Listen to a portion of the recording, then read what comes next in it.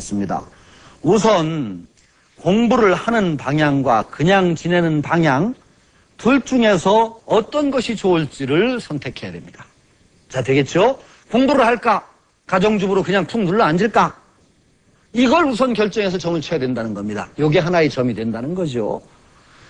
그러니 공부하는 것이 어떨까 하고 점을 쳐봅니다. 내가 가정주부인데 공부를 하는 것은 어떨까 하고 점을 쳐보고 그 다음에 그냥 가정주부 계속하면 어떨까 하고 점을 쳐봅니다.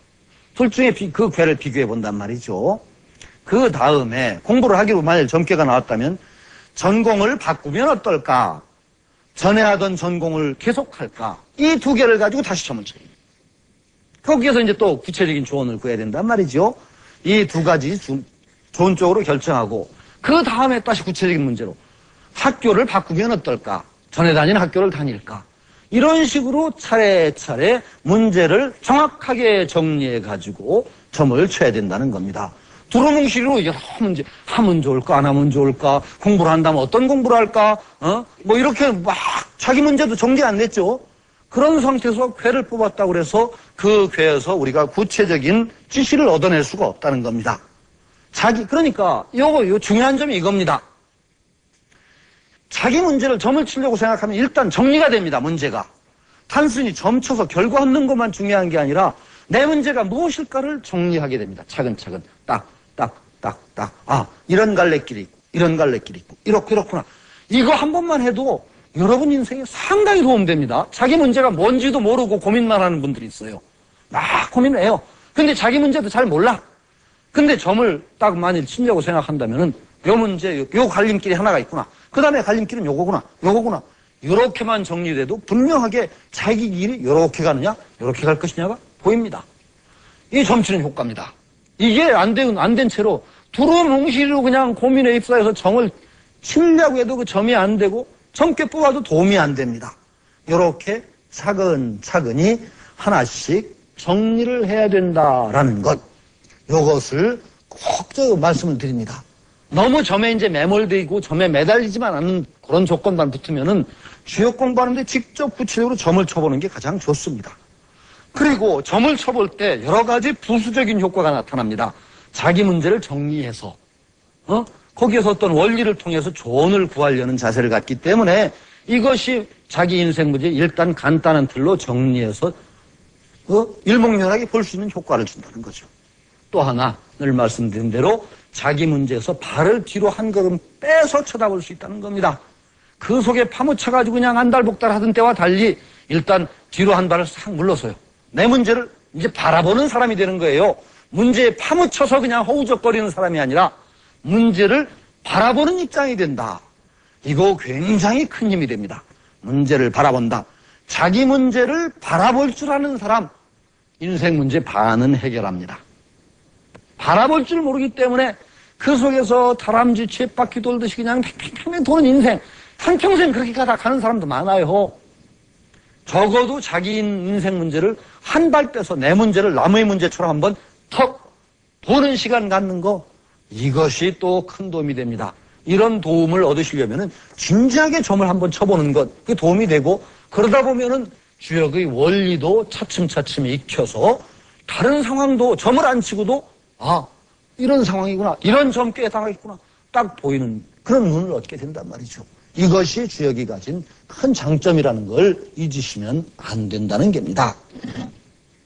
자, 그 다음에 이제 다음 아시겠어요? 이제 설명이 됐습니까? 제가 꼭 이렇게 이제 확인을 하고 넘어가야지 안 되겠습니다. 자, 그 다음에 점치는 법이 너무 어려워요 하는 그런 아주 불평이 있습니다. 점치는 법이 너무 어려워요. 어렵죠? 그런데 제가 이 책에서도 본서법을 차례로 설명을 했습니다. 본서법을 설명하고 척전법도 설명을 해놨습니다. 동전 던지는 법. 근데 본서법으로 하면 너무 진짜 어렵습니다. 그래서 본서법을 다 저는 아주 쉽게 쓴다고 썼는데도 그걸 보고도 어렵다는 분이 있습니다. 18변을 해야 되거든요. 기본적으로 본서는 쫙 하나 뽑아놓고 쫙 나눠서 하나 껴서 여기다 끼고 넷씩 덜어가지고 나머지 끼고 그 나머지 전부 모아가지고 뭐 이래가 그걸 18번 해야 됩니다. 그러니까 어렵다는 겁니다. 그런데 어려울 게 없습니다. 제가 우선 딱 말씀드리죠. 왜 어려울 게 없느냐?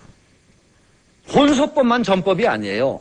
혼소법은 가장 정성스럽게 아주 치는 법이고, 전법의 원리는 음양을 합리적으로 결정할 수 있으면 됩니다.